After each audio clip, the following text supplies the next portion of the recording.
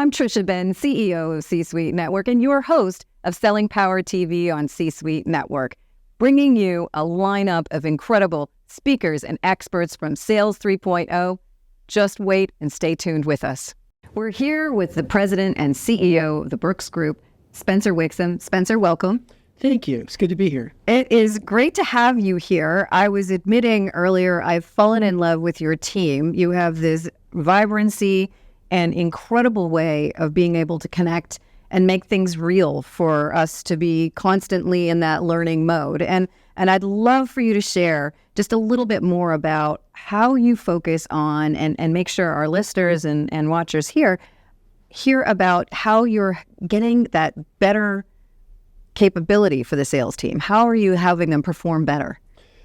So I just want to stick on our team for a second and share with you what we're trying to do as an organization, the vision, the mission that we have.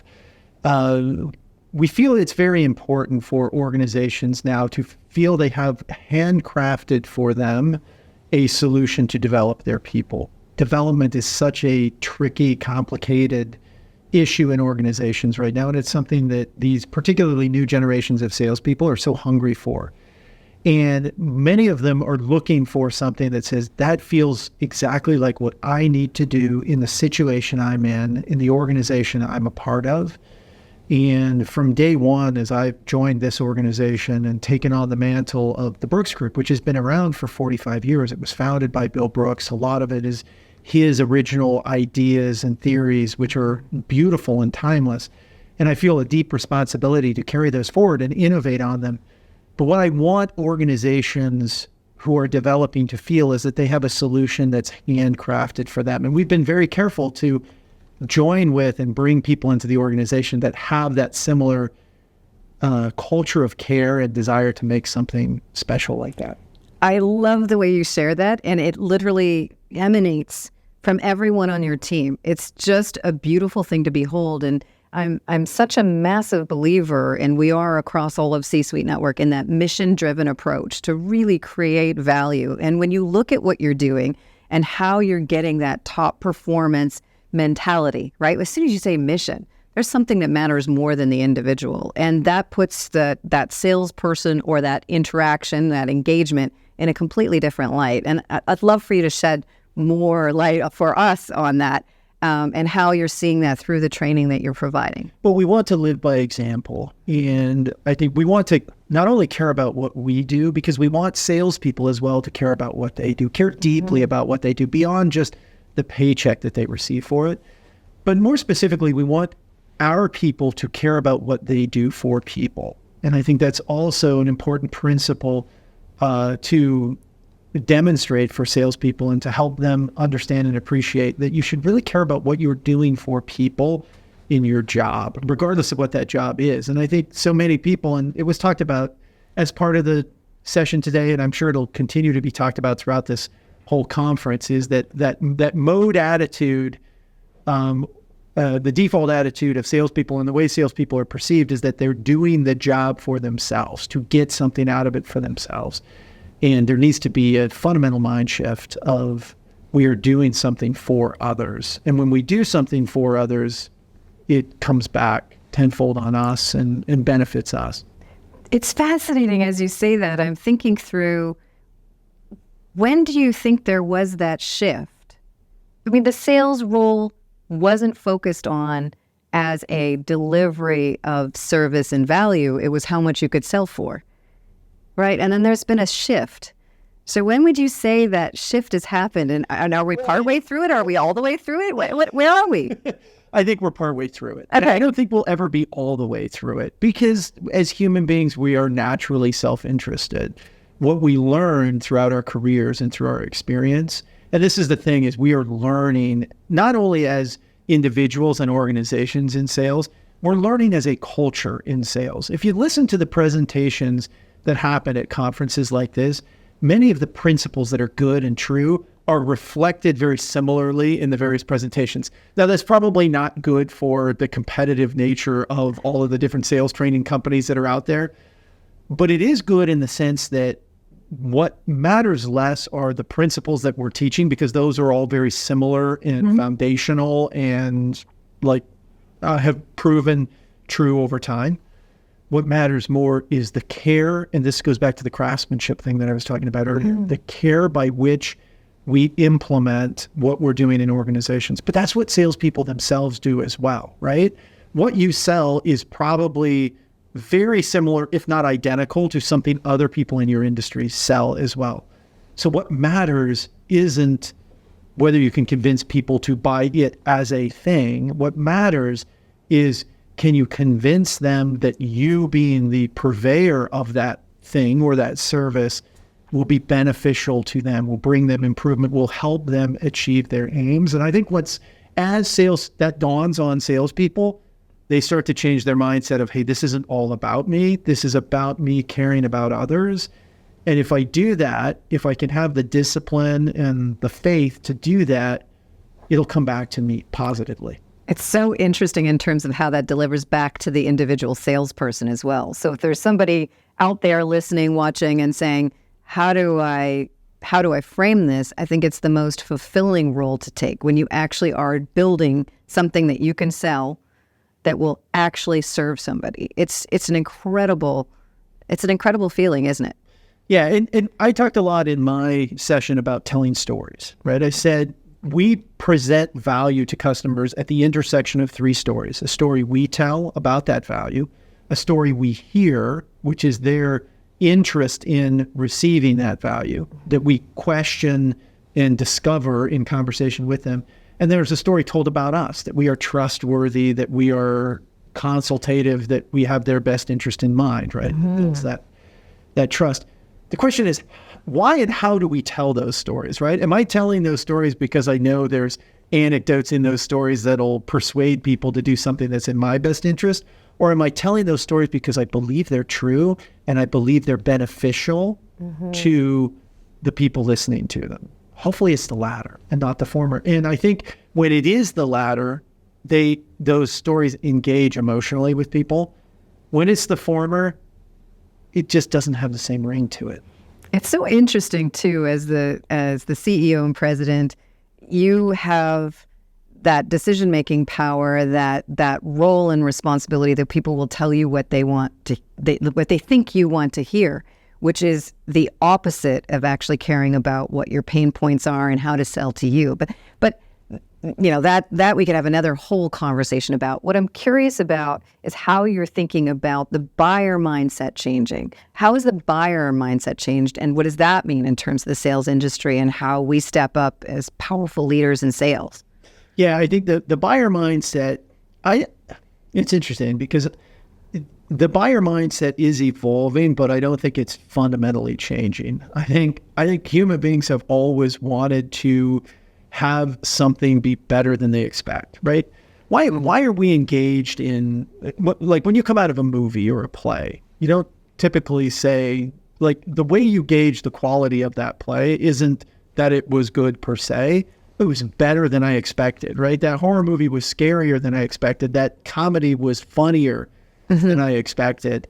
That's what buyers are looking for, is something that is different, better, special than they expect. The problem is they have a very firm and well-established expectation about what they're going to get in engaging with sales professionals. Now, whose fault is that? Is that the buyer's fault? No, it's our fault. Why? Because we've given them the same thing over and over and over again. We've conditioned them to a certain type of behavior on our side. So what are they hungry for? Well, they're not hungry for necessarily anything fundamentally different. Just, it doesn't taste like everything tastes.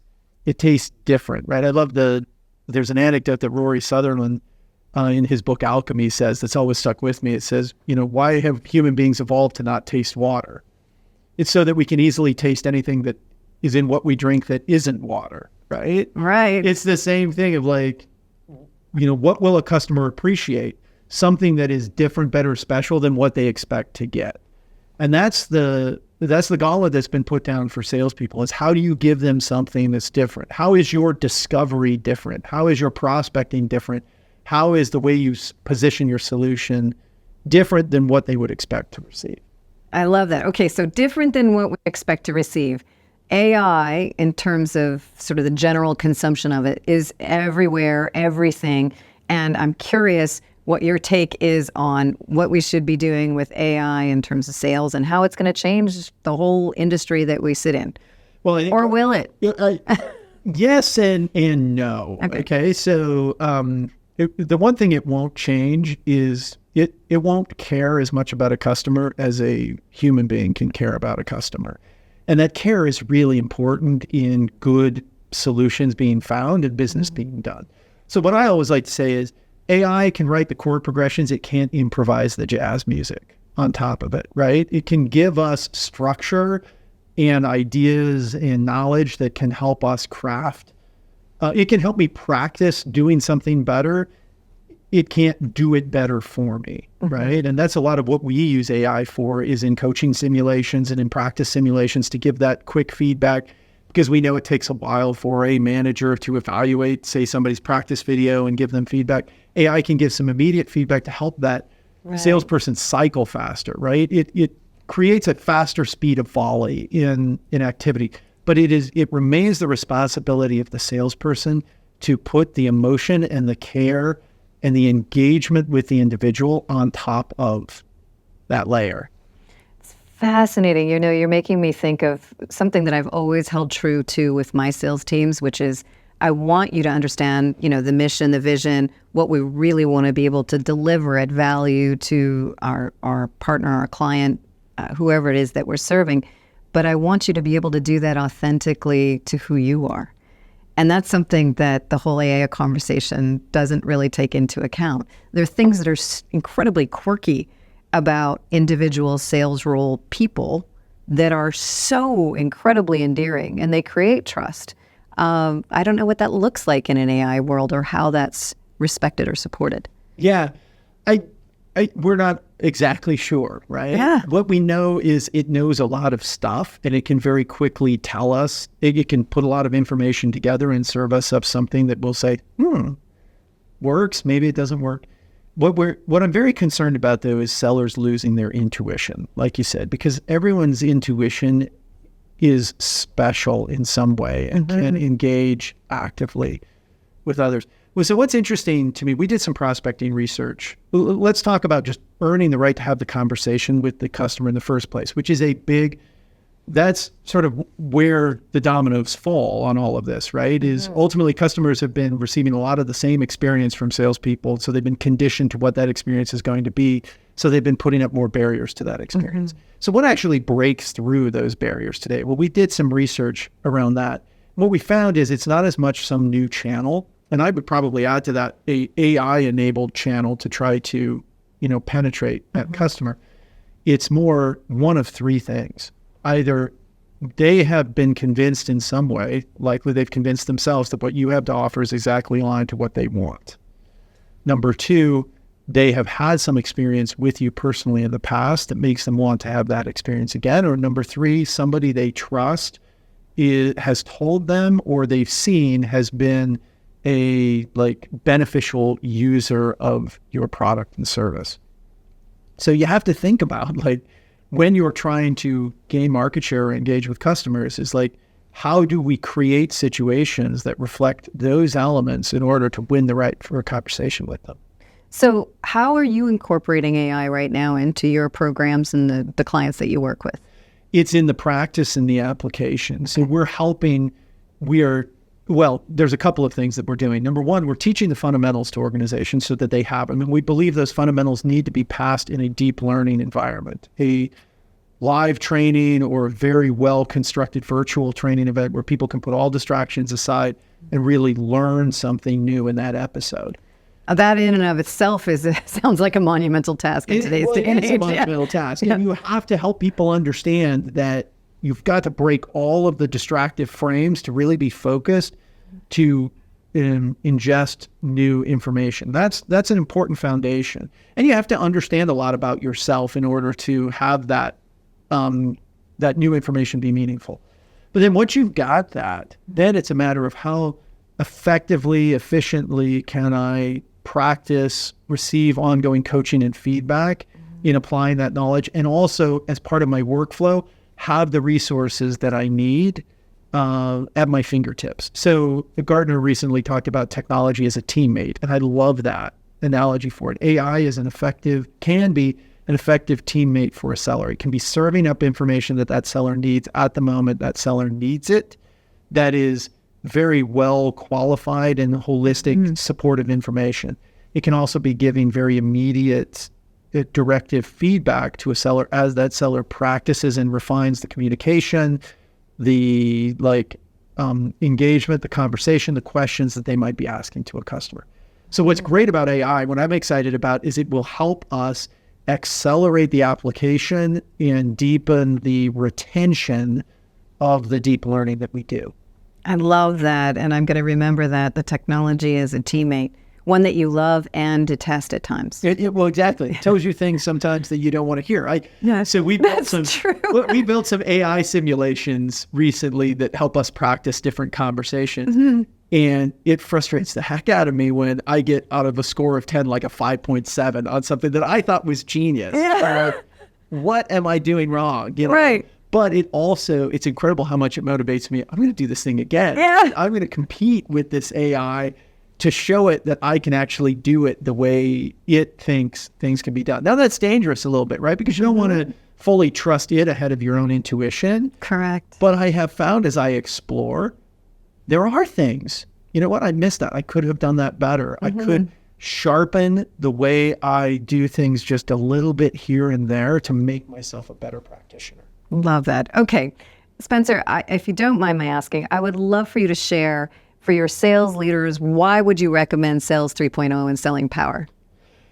I've been a part of the Selling Power community for many years in other organizations as well as this one. What I love about it, what is just so refreshing and engaging to me when I come here, is I get to hear all of the different ideas and I can see how those threads come together to a deep and broad perspective of really the truth behind what needs to be done in this profession. And there's no better way to get it, right? To get all of these different perspectives, all these different ideas coming at you, and for a day, 2 days, however long you have to come and participate as part of it, you can just drink it all in. And you can see, if you hear certain themes repeated over and over and over again in the different presentations, you're like, that's an idea that's really important that I need to hold on to, that I need to prioritize doing something about. There's no better way to do it than Sales 3.0, sponsored by Selling Power.